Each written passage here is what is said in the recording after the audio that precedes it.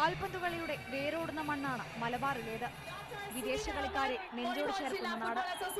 Ronaldinho എത്തിയതോടെ ആ ആവേശം അണുപൊങ്ങി ഒഴുകി.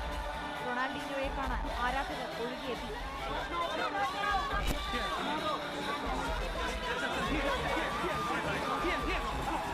വൈകിട്ട് ബീച്ചിൽ നടന്ന സ്വീകരണ ചടങ്ങിലും ആരാധകരുടെ വൻ പടയെത്തി. ബാരിക്കേഡ് തകർത്ത ആരാധകരെ നിയന്ത്രിക്കാൻ ഏറെ പാടുപെടേണ്ടി വന്നു.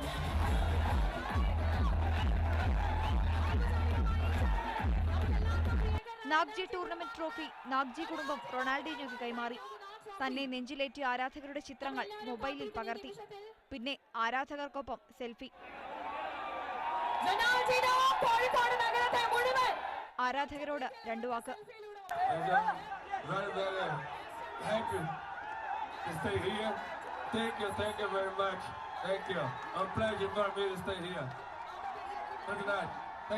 ഫെബ്രുവരി 5 മുതൽ 21 വരെയാണ് സെയ്ദ് നാഗ്ജി ഫുട്ബോൾ ടൂർണമെന്റ് കോഴിക്കോട് നടക്കുന്നത്.